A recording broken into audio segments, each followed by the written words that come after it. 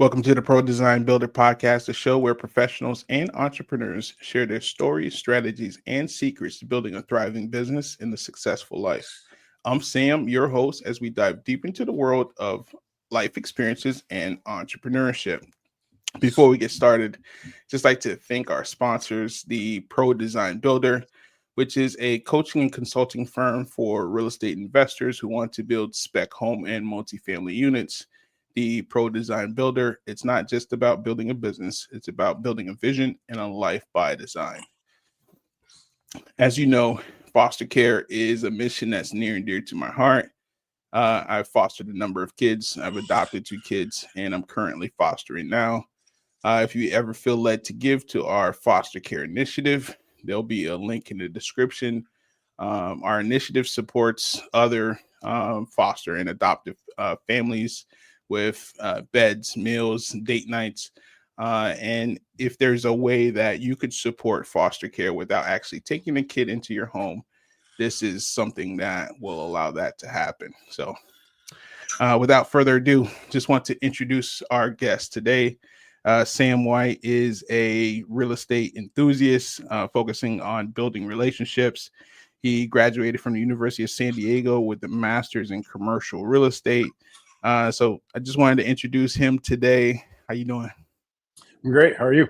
Good, man. So can't wait for this particular episode. Just because it's all of it is in our wheelhouse, right? Whether it's real estate, commercial real estate development, and construction, it checks off the box, and we can't forget our boy Jesus. Jesus, foster care, adoption, exactly, foster care, all of it. So we're going to be going across quite a wide spectrum of different topics. So if you don't mind, just sharing a little bit about, who you are, where you're from, where you currently live. Yeah. So Sam, and I also have baby Sam down here. So he's right out. If you guys hear him in the background, it is what it is. He's ready to talk.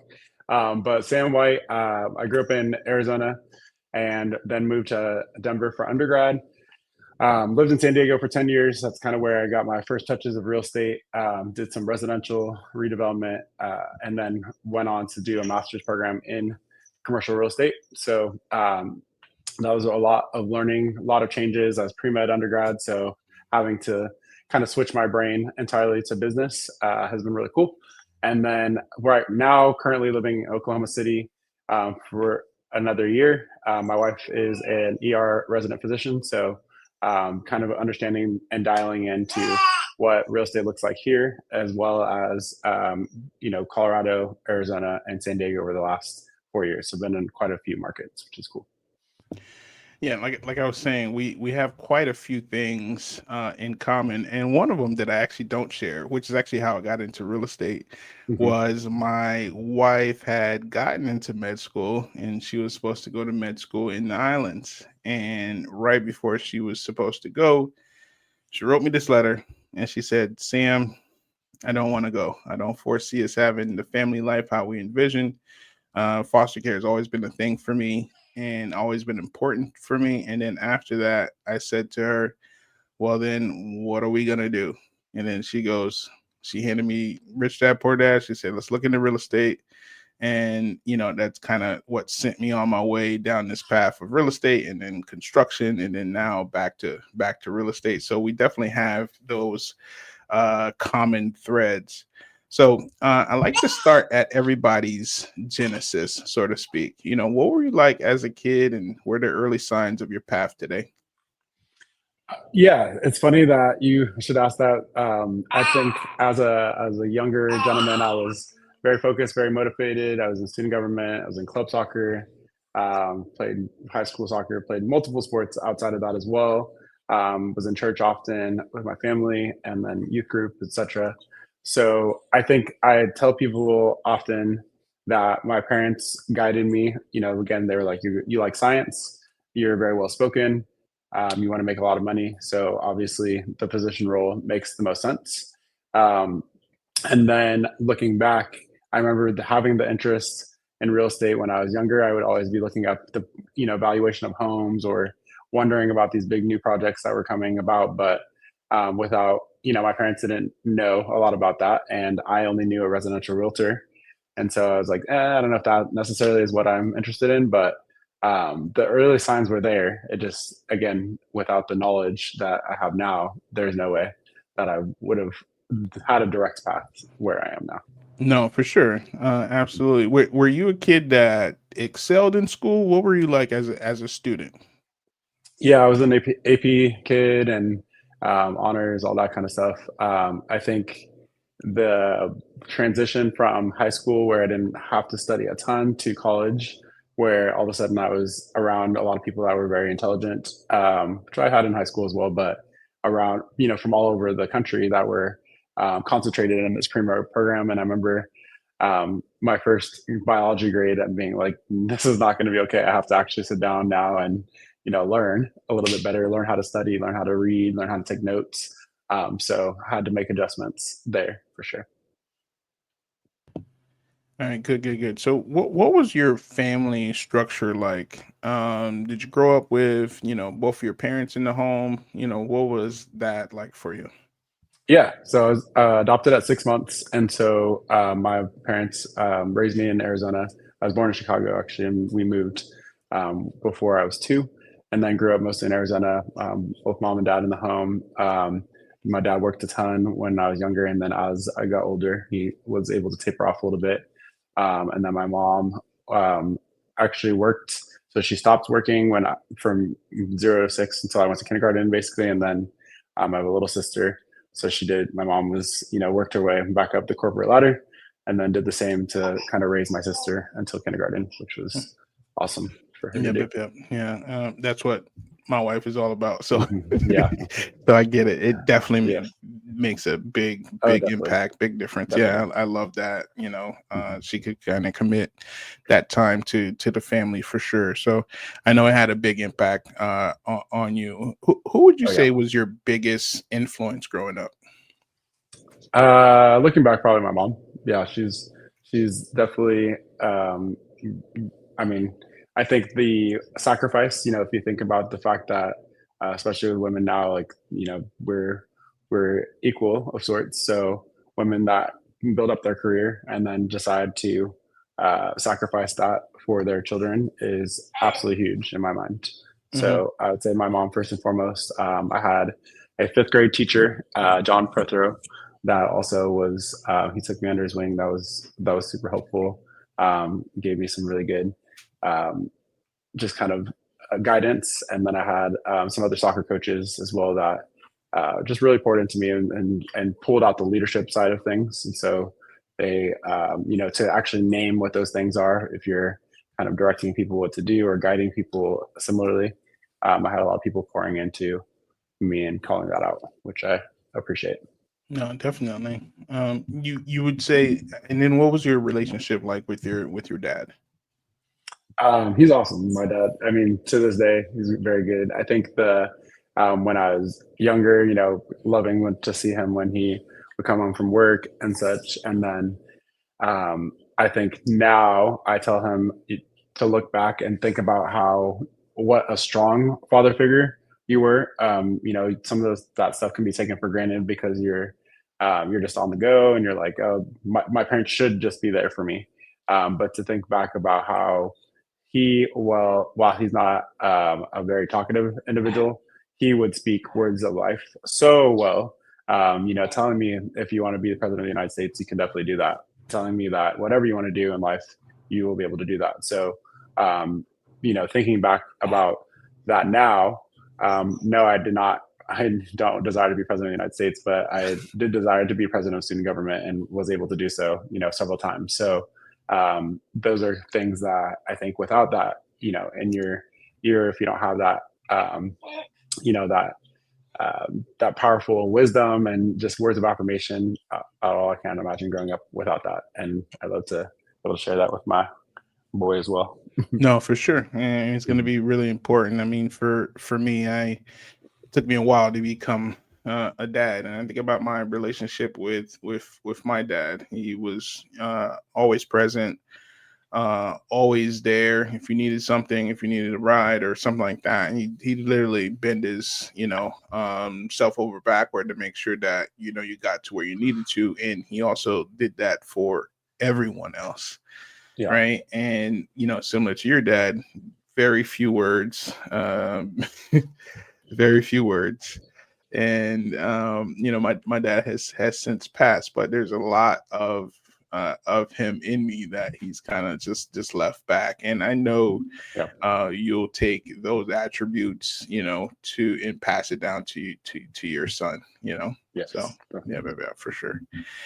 So walk me through, you said you got into med school, right? And that's what you said, right? You got into med school? No, I was pre-med. I took the pre-med. MCAT actually. Okay. And then I decided medical school was not the direction. That's kind of based upon like that same guidance, working with physicians, getting to, brief internships, kind of the guidance from one in particular that I remember where he was like, I don't think that I would do this again. Yeah, I have a lot of money in my bank account, and yeah, I get to be this top surgeon, but the sacrifice that you make of raising a family and being able to be at events and enjoy your life is not something that I would suggest that you do. Yeah. And I was like, wow, this person again that you look up to, like again, you're making well into the six figures. Why would you not want that life, And so I think at that time that kind of shook me a little bit. You're preparing all this time, effort, energy that goes into preparing to go to medical school. And then that kind of I had to regroup. I was still always very business minded. When I moved to San Diego, because I was pre-med undergrad, I did not have a lot of time to work, but I was working as an MC at trade shows and doing some promotional modeling. So I had some sort of business acumen, so I could essentially started my own agency at that time before real estate was involved. Started doing, staffing a lot of the MCs, promotional models at trade shows.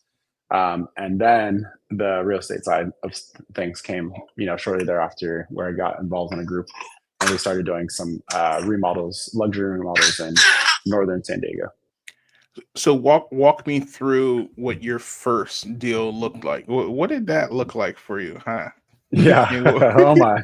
Yeah, exactly. Yeah. The first one's always the most first one fun. was interesting. Yeah. So I think and it's so funny to think back, but like again, I'm a big mentorship person, like all about it. So to this day, like I want to give mentorship. I want to get mentorship. And I think I'll be like that for the rest of my life. I agree. So the gentleman that actually I was working with that was mentoring me on these projects, he kind of brought me in, was teaching me like how you can use credit in order to, get down payments and this, that, and the other. So I learned that side of things. I was more of a runner and an analyst in the beginning. So, cause I was like, I don't know how to do any of this construction stuff, but I know I want to go into real estate of some sort. So there's a couple projects that we got just completely remodeled, Carlsbad and Fallbrook in California. Some of those, I'd say one of them did really well. One of them was tighter, for sure. And fortunately, my skin in the game was all of the, sweat equity going in there. I put a little money in, but not anything too crazy. And then, again, we should not go too far on a tangent, but I think at some point, again, I was probably 22, 23 at this time. And I think there are some guys within the group of guys that were like, oh, why are you working with this guy? He's kind of a crook. And I was like, what? I'm just here to learn and do my best. And so I think to hear that about somebody that you're looking up to, I had to kind of, again, look at things and be like, well, maybe I'm going to learn things incorrectly. I don't want to do that. So parted ways, nothing, it was very amicable. I just was like, I don't want to be associated with somebody that is considered a crook. I want to be able to, be honest and have integrity in everything that I do. So, learn from there.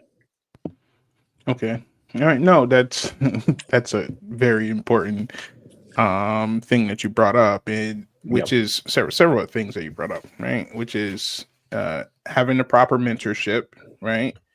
And allowing that mentorship to, help you grow. And, obviously you had some good people around you that told you, hey, listen, you need to kind of open up your eyes a little bit wider, right? Yeah. To understand exactly what's going on around you. And I think that was, very important to have, good people, around Yeah. you. So, what happened after that? So after you got some experience there, as a runner and as an analyst, and where did you go from there?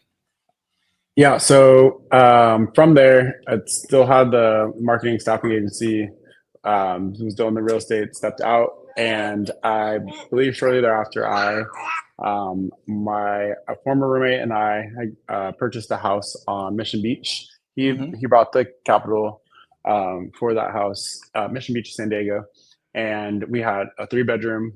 So he had his room, I had mine, and then we were like, what are we going to do with this? Guest bedroom essentially. Airbnb was popular at that time, so that's kind of where I was like, okay, let's try it out. Let's threw some 2 bunk beds into that room, and I think I made like 25 grand in 6 months just Oh, wow. from one room. And got to meet people from all over the world. Got to kind of interact with people like that I still have on social media to this day. So I was like, okay, I'm going to be the kingpin of Mission Beach. Like I'm going to have all the neighbors having me work on this, and then ended up meeting some people up in North County, again, San Diego. That's kind of where there's more money up there, essentially. Bigger houses, bigger property.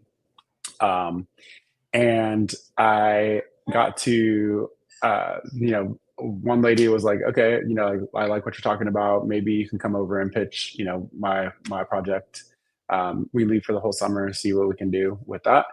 And so I went over to her house, and she had other people there already lined up, for me. So she's like, oh, he's gonna pitch.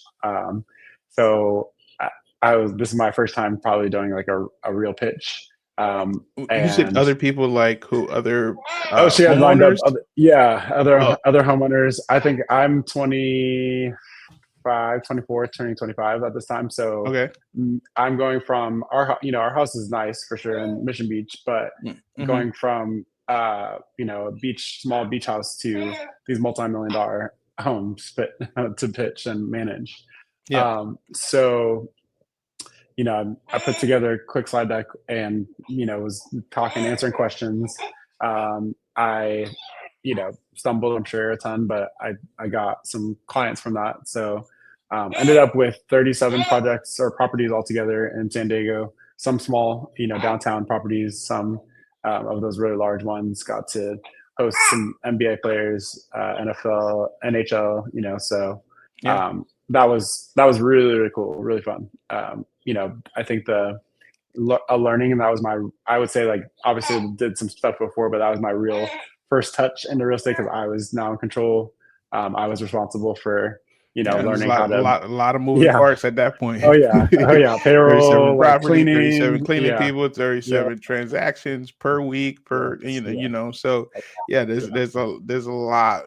How did you manage it all? Did you have software that helped you kind of streamline the ins and outs and the calling the people and the rotations and stuff like that? How did you manage it all? Poorly, I would say. Spreadsheets. I did not, now there's tons of software, tons of, stuff out there for you. But I just old school spreadsheet guy, just kind of getting all the information, the data. And then,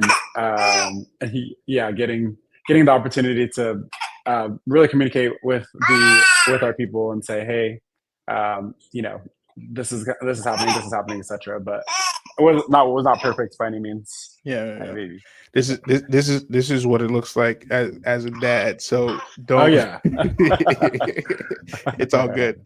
We're pro family over here, so it's all good. So all right, so you got that going, right? And you're trying to tread water, so to speak, right? You're Yes. figuring it out, kind of as you go. And then what? Because I think you said you ended up. How long did you manage that? So I had that for probably two and a half, three. Hold on, probably 2.5 years. 2.5 Before years. discussion of sale and stuff like that was going on. So from there, I was always like, I need to go to grad school of some sort. In my brain, I was like, there's a need. So if I'm not going to medical school, the natural next step is law school. So ended up taking the LSAT and got into to school. I went to school in San Diego as well, and did my first year, or was in the first year, and I actually did pretty decently in law school. But I was like, this is now I'm managing the vacation rental company. Yep. I still have the marketing agency, which I had my VP basically running. Mm-hmm. And then I was, trying to excel in law school, and that takes a lot of concentration. For sure. So I think that, oh yeah, and then started discussing kind of sale. One couple that brought me kind of a lot of properties to put on Airbnb saw, okay, you're being successful now, and is there a way that we can buy the entire portfolio? Oh wow. And then I got another out of nowhere. Hey, we're looking to buy, acquire a bunch of these projects or properties. Would you be interested in that? And so the difference between what is going on now, you see a lot of rental arbitrage and a lot of, I did not own all those properties. So I also had to have a lot of communication with my clients to make sure that they're okay with this. So, ended up selling that company. And then they had asked me for a 2-year non-compete, and I said, we can do 1, just in case I want to go back into it at some point. Correct. But, no, I think I was very happy. I had systematized it by that time to, a lot better. And I still help them kind of with the process. No, so I would say the experience you got there, even though you didn't, own the units, is, getting all of the wheels turning for, what could be for growth, or what could be necessary for the future. So I think the experience that you gained was absolutely, invaluable. So did you have a plan when you decided to sell that Airbnb business to someone? Did you have a plan as to what your next move would be? Well, I was in law school, so I think I was like, well, naturally I'll be a real estate attorney, just because I'm now just understanding that diving into real estate is kind of where I'm called to.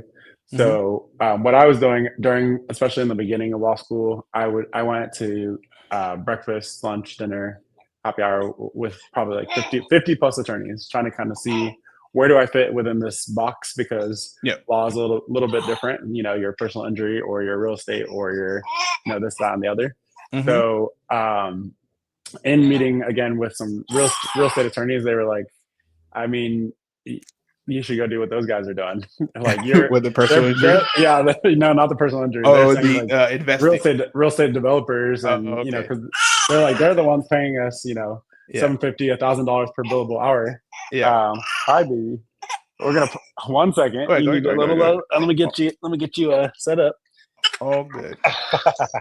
And then I'll get back on there. Yep.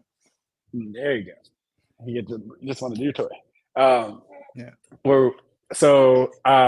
Meeting with a lot of them. They were saying, "Oh, you want to be up here? Let me get them real quick." Okay, you pick them up. Hi. Yeah. There you go, buddy. So we were meeting a lot, and they were kind of pointing me to the developer side of things. I had never heard, we talked about my childhood. I never knew what a real estate developer was. I didn't know what, I didn't even think about the construction side of, I'm just thinking some really wealthy people own this stuff, and that's the extent of it, Yeah. So I start kind of looking into that a little more. So my school had a real estate program, a really good program as well. Started to understand a little more about that. I met with them, and they were like, I told them about my Airbnb business, and they were like, we don't necessarily do residential at all. It would be a commercial move. Yeah. And so I was like, commercial, I don't know anything about that. You I don't don't know think that's anything what I about want. it. Yeah, exactly. That's not what I want to do. Yeah. And so then getting the chance to network a little bit more between, people that were already in it. My interest began when I heard them talking in the millions, whereas, I'm talking in the hundreds of thousands before, or early millions. And they're talking about, oh, this project is going to need, 25 million to fund, or we need to do this and that and the other. And I'm like, wait, what? And where does the money come from? So getting curiosity there. My dad at that point was like, do you want to go back to school, or you want to just dive in and learn from somebody? And I was questioning myself on that. There's a gentleman, Dustin, in San Diego, and he was saying that he was like, you should probably just do the master's program, because one, it helps you to dive in, and then if your goal is to work with Black and brown people and help them understand the impact of commercial real estate in the future, the masters behind you will really help, give you as a well. baseline. Yeah. So and I agree now, that I have it. I'm kind of understanding the deep dive. Like my brain shifted so much in just 2 years of that program, both getting to see really cool projects from mentors and guys, developers in San Diego, and then also getting to participate in some of these as well. So that, my brain will never go back to the same. The 9 to 5 opportunity where you can do okay in life, versus you're working on these massive projects and just getting to build people and build structures, which is what No, for sure. So it looks like you have a very consistent playbook where you seek some sort of mentorship or I would call it advanced wisdom, right? Yes. In the direction that you plan to head, to kind of give you the lay of the land. How important would you say mentorship has been for you? It's a 10 out of 10 every time. I think whether it be spiritual or in marriage, and raising children, and building, I think your statement there, building dreams one project at a time. You're getting to build somebody else's dream. For me as a mentor, and also when I'm seeking mentorship, that's a lot of the time what these guys are willing to do, is give up some of their time, effort, energy to help build my dreams, and help leverage kind of what they've learned to pass that on to me, and then I can pass it on to others as well. Yeah, there's a value there of, I feel like for me, mentorship, mentorship has been for me is I am actively extracting the experience of these, of these mentors, and almost like, making it mine, Oh yeah. So, and also in that, avoiding a lot of problems.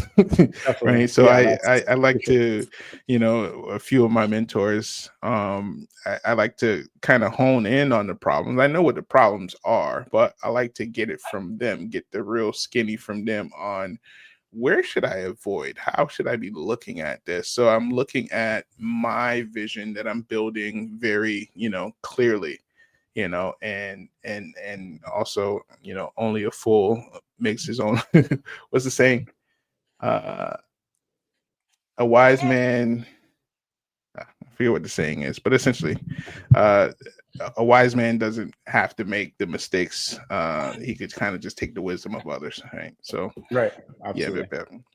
So, all right. So you started down this path of taking the commercial real estate classes.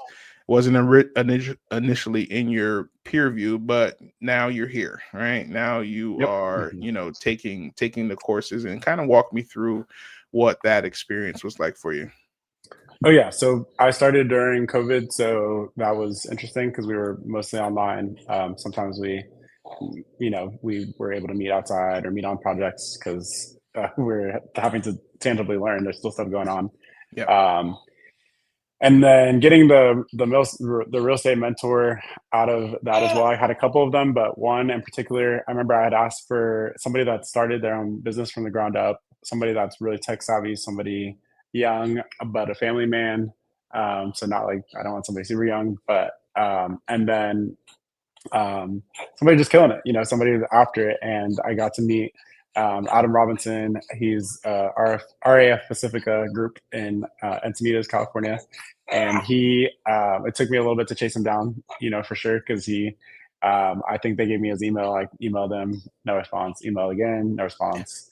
And then I think I remember he hit me up out of nowhere and was like, hey, can you come to this project that I'm working on? And I was like, yeah, I'll be there. So this is the relationship side of things. I tell people, I was like, so I was there with other people. I didn't know there's going to be other people there as well. I was kind of disheartened at that time. I was like, I'm going to finally get this guy's attention. Yeah, exactly. And then it ended up being, at the end, I just was like, thank you so much for inviting me, man. Like, I appreciate you. I'm going to go play pickleball now. And he was like, wait, what did you say? Pickleball. And that's where his, he lit up. And so, that kind of changed that little touch and changed things drastically. Now I get invited to his house. Now we get to play pickleball outside and we can talk about real estate.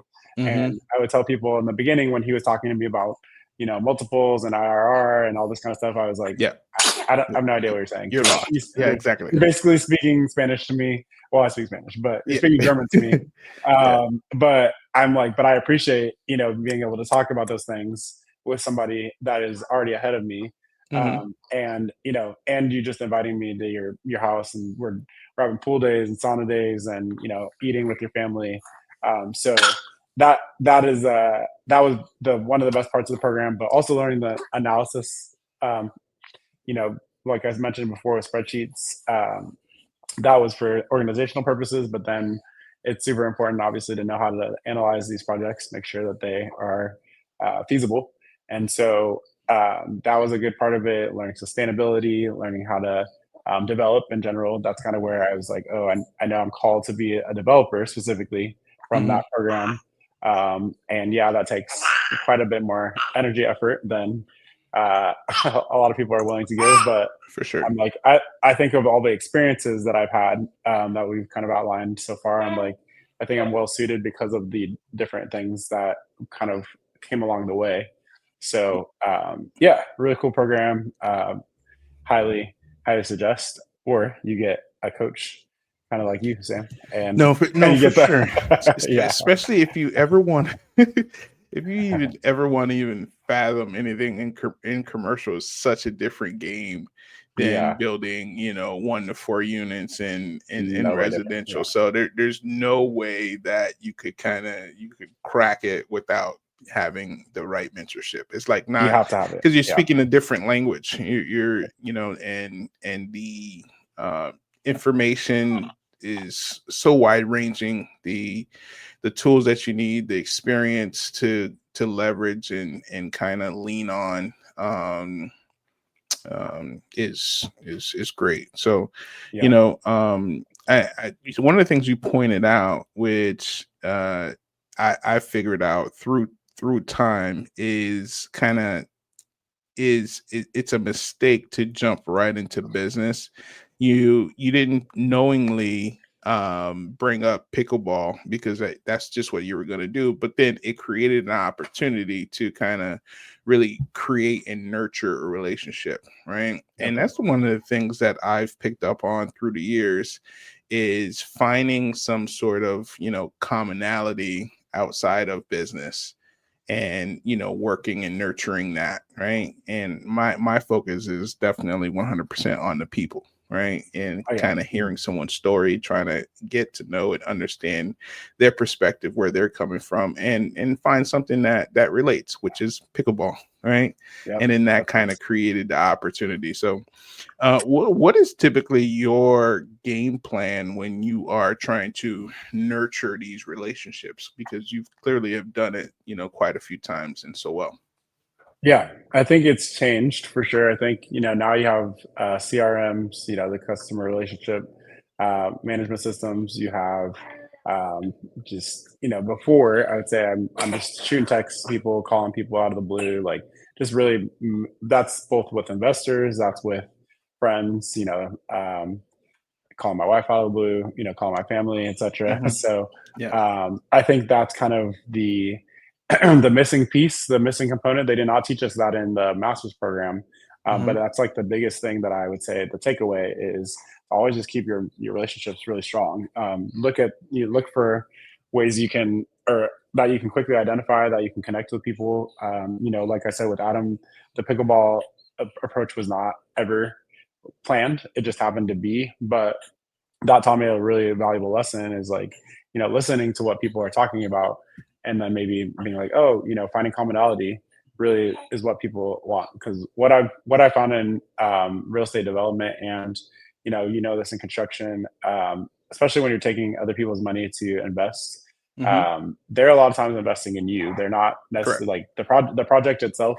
Yeah, they want returns, Yeah. but they're finding ways that they can support your dreams, and their own, of course. But Yep. they're not just throwing money out for anybody. It could Yep. be Correct. a person that doesn't know how to connect, and then Correct. and they're not going to give you money even if it's a very valuable opportunity. So No, that's it's kind of it's what I learned. definitely anything in real estate developing is community building, right? So if But yeah, you kind of take that approach and have that understanding that you're not there just to put a building up, you're there to create relationships and create community around this particular transaction, right? yeah, And as long as you have that understanding, you'll go far, right? absolutely. If it's just a transaction and it's just about numbers or just about money, you're probably not going to go that far. I'm just kind of Gotcha. just putting that out there.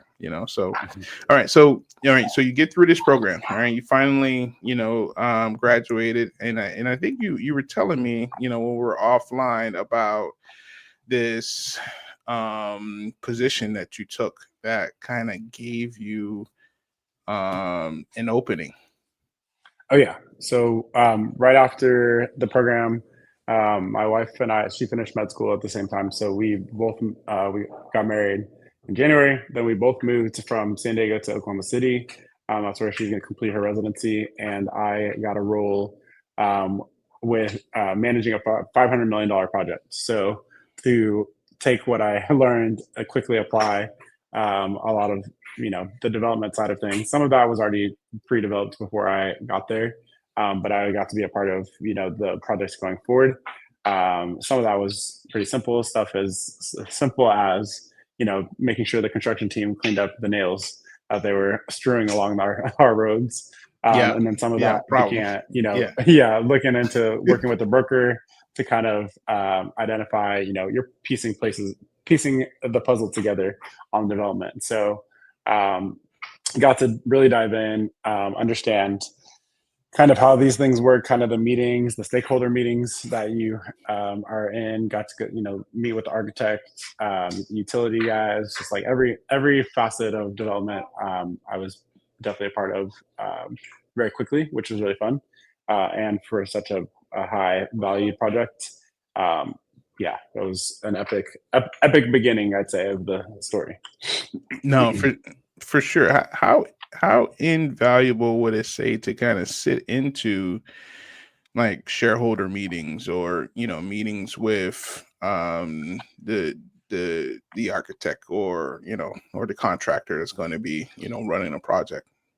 Yeah, no, I think that was, I mean, it's super valuable to be able to be like, okay, well, wow, I'm in it now.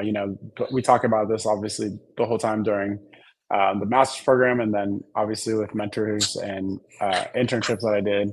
I'm part of the team, but like I'm now the lead guy. So Mhm. it was really cool to be a part of that, get to know what people are looking for, and has really lended to, where I am now, which is awesome. I love Yeah. it. Love No. it. Yeah. Amazing. So what would be some um what would be your best words of advice for anyone that's looking to jump into commercial or new development? Uh, get mentorship Mhm. first and foremost, because if you're jumping into it your first time, you're not going to. I just met with a gentleman that is he's under construction company for a long time. He's a GC. Yep. He's just now getting into some commercial opportunities, going from like a 500 to $3 million, um, you know, typical revenue on projects to Mhm. now getting opportunities for 120 plexes, 200 plex, industrial projects, etc. Mhm. So he reached out to me to kind of say, I mean, I love the opportunity, but how should I set these up? And Mhm. so the first discussion we talk about is, well, it might look different than what you're typically used to, where you're just getting a paycheck handed to you, in installments, and making sure that the project goes well. You need to be asking for equity in these Mhm. projects. You need to Correct. be, setting up, negotiate a variety of things in there. So without, he was like, oh, I've always wanted to develop or participate in these things, but do you think they're going to let me? Well, if you have Yeah, the you bargaining add the chips, value. yeah, yeah. I was like, Yeah. you have the bargaining chips at that point, because the developer really wants to Mhm. work with a strong construction team, a strong Yep. GC. Mhm. So that'll be one of them, and then also always keep your capital contacts. That was the biggest learning lesson for me. Is I went to undergrad, at a private school. I met a lot of Mhm. people, and Yep. then never with the intent of calling on them to be a part of my projects, because I was pre-med at that time. So Mhm. why would I need that? Correct. The same thing with the master's program. They didn't teach us about raising capital at all. Mhm. They didn't teach us. They taught us a little bit about fund structures and what they were, but they Yep. didn't teach us the actual art of it. And Mhm. so once you learn that side of things, like once you learn how to structure deals and how to raise capital, you can really do whatever, because you can invest in businesses, you can invest in real estate, you can do whatever you need to do. So Yeah. both So you those. mentioned the art of raising capital. What would you say is Yes. the art of raising capital? Relationships. Yeah. 100%. Yeah, like, I mean, Goes you're hand in gonna hand. It's a big circle. yeah, like it's always going to be the relationship component, because you're going to be, I mean, you can have a really strong CRM, that's sending out emails and sending out, what the deal is. But if I'm, calling Sam up and saying, Sam, man, like, this is a great project, check it out. I know you got it in your email, but I know you didn't check it out yet, man. Like, Mhm. come on now, we know each other. Yeah. That's gonna work a little differently than me just sending you an email and being like, let me know. Yep. That's not the same. Mhm. So yeah, strong relationships, always building relationships. I have guys that are 10 years ahead of me that I talk to about, like, oh, does this become easier in time? Like, you just get capital coming to you, and they're like, I don't know if it comes easier. They're just like, we just know who to call. That Mhm. that that relationship and that rapport has been built over time. Yeah. Whereas you're, at the stage I am in currently, you're building up, your relationships with people and No, their for trust. sure. Yeah. Yeah, that relationship aspect, and also knowing and understanding that they are investing in you, they're investing in your vision, and then also too, successfully completing a project and bringing friends, all right, getting an Oh yeah, ROI. yeah, Anytime you bring friends to the party, yeah, it ends up working out yeah. very well for you. So Yeah. what would you say are characteristics of a great real estate developer?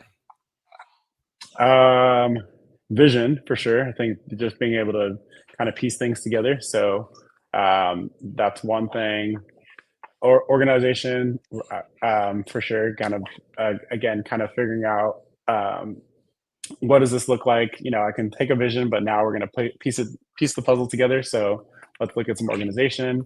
Um, Building relationships, because you need the capital piece and you need stakeholders to kind of move that forward. I do know some developers that self fund all of their stuff. and that's not how I work. I work with other people's money. So always building relationships, and then finding a really strong general contractor is super crucial, and building that relationship, making sure that that stays solid, because you want you want to be able to do this numerous times, hopefully. Right. So being able to find general contractors that kind of understand what you're working with. I think, the one that I referenced before, if actually if a general contractor talked to me about equity, I would be stoked, because then my You could numbers come down a little bit. exactly. Yeah, Yeah. exactly. He'll So make I it was on the like, back and end. Yeah. 100%. And most general contractors are not going to even really know about that as much. So, that's a key component, because obviously you're overseeing the project, and you're going to make sure that things run well. But that general contractor is also so crucial to be able to get things done well. Yeah, I would say in a lot of ways that's kind of how I cut my teeth in in the business. Was I didn't have a lot of money. How do I add the maximum amount of value to a real estate investor, right? And the way that I did that was setting up a system that allows me to handle everything from A to Z, right? And then I just need a capital partner, right? Definitely. So, as a flipper, at first it was just kind of just putting kitchen designs together, ordering material and stuff like that. Then it's, as design build, it's architect having design plan, handling all of the construction, etc. So really adding value to whatever project that we want to get off the ground. So I mean, we talked a little bit offline about some challenges in construction. So just tell me a little bit about some of your construction stories, and just tell me a little bit about some of your construction stories. So I think since we talked about the role that I was in, I left that role in Oklahoma City, and then I both started a commercial business, and then I started a residential kind of design build business as well. So I think some of the biggest learning lessons have become on the residential side, just kind of understanding that your clients are make or break you, for sure. So you're making sure to, you can be as organized and kind of expressive as you want to be, but clients will still find something, So I think I shared with you, we had one client last year that we make them sign off on the full design of the home when we're doing a remodel. And so we had a client that was like, oh, we actually want the shower on this side, the shower head on this side rather than on this side. And we're like, well, you signed off on this, so that's fine, we can do it. But it's just going to be costly, because we're going to have to be charged our labor. Correct. And they're like, well, why would we have to pay for that? Why, we don't want it, we would just want it over there. So I think I'd say that happens often. It does. Even if you're explaining it, again, like, you have to explain and explain. So that, and then another gentleman that just a really, really big project that we're trying to go through. What roof tiles do you want? Well, can you just order them all and we'll decide when they're here? Well, that's very wasteful. Why would we want to do that? We can order samples for you, but why would you want to order all of them? So kind of explaining to clients along the way, like, the balance of, we have to order things early because there's delays, especially right now. But also, we're probably not going to be the ones that will just order. And then he's like, "What? Well, can't you just send them back?" No, that's not how it works. You can't just send time. I wish it did, but it does not. No, not quite. No. So, one of the things we haven't touched on yet, but I know it's important to you, it's important to me, is our relationship with Jesus. How do you take that on into the way you communicate with people, the way that you kind of just do life and business? Yeah. So I think, one thing that is unique about what I do is we typically will pray with clients like ahead of working with them. And I think a lot of clients have been like, whoa, that's so, unique. And that's not something I've ever had before. So Mm-hmm. just like, why wouldn't we, even if they're not Christ Correct. followers, they're Correct. typically open to it because they're like, well, I mean, we Yeah. believe something's up there. We believe Yeah. something's up there. So why not? Yeah. Why Why not? not? And they get Get to some hear extra they get to blessing. hear your true Yeah, heart. Yeah, yeah. exactly. Why not? Yeah, it So only works in your favor. Mhm. yeah, that's a one way that I integrate into that. And then any general contractor, anybody that I'm or subcontractor that we work with, they're very familiar with our walk with Christ. So it's not a a hidden thing at all, and we're not really preachy. It's just more of like, hey, Mhm. what are you guys doing this weekend? We'd love to have you. Or I work with a subcontractor too that I love his value. Every time they meet for any meetings, they have Bible study in the morning. So Mhm. we don't go as far as that, but we're definitely Yeah. we're there. We've showed up there. We've No, supported for sure. them No, for as sure. well. So yeah, mostly the praying aspect, and it's in the documents we send out. Like we do find this value super important to us. So we're trying to be honest and have integrity in everything that we do. So yeah, we try to share as much as we can. Share the No, gospel. for sure. I mean, that's one of the things that I think has been a game changer for me. At early on in my career in different businesses and stuff like that, it's almost like you would wear it sometimes and then not wear it sometimes and then wear it sometimes and not wear it. But the biggest shift has happened for me where I just wear it. I just wear Absolutely. Yeah. my relationship with Christ and all that I do, and it has been a big difference, big transformation. Definitely. And how I speak to people, how I receive people, how I communicate to just everybody around me. So thank you for kind of sharing that part Yeah. as well. So um, what would you say is your secret sauce uh currently right now in your business? Like, what would you say? Um, besides, we'll always throw Jesus in as the secret sauce because For sure. that's where I think a lot of success comes from. But and tithing for sure. But Hmm. I think just I'm almost always going to outwork somebody in the room. So we're always working harder, and that might look like more innovation, more more communication, more just kind of showing people the customer service and the how valued they are as an individual. Hmm. So I think as far as both in the development space, because I'm working with investors a lot, and then Yeah. as the construction, the design build stuff, they notice pretty quickly because we're just a little different. It's Yeah. like Yeah. and, it's and there's a lot of people that don't work like that.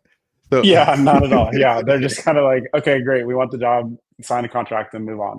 So yeah. that's not how we work. We want repeat business, as you mentioned before. Is like even if we're just doing a kitchen, a bathroom, we know that those people will think of us when they're going to do the full remodel or the backyard, or they're going to buy a new house, or they're going to talk to their neighbors about remodels. So on that side, definitely.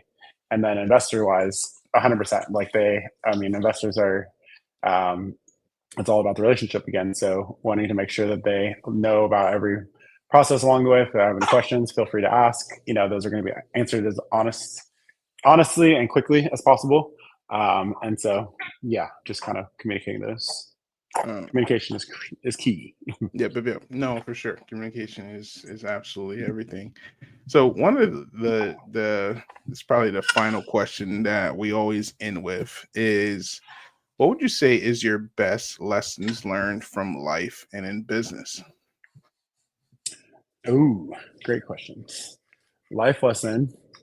Um, I think life lesson wise, the relationships that I built, I harp on relationships till the day I die. I think Yeah. they're super crucial, and They're your business's lifeblood, and my lifeblood. I love to just impact and impart what I've learned to other people. And then number two, business wise, I would say again the ability to give more than what other people are expecting. So do it in your own way. Do it in the way that people come to expect greatness of you, and not just the the run of the mill what everybody else is doing. So hello, Yeah. are you trying to talk?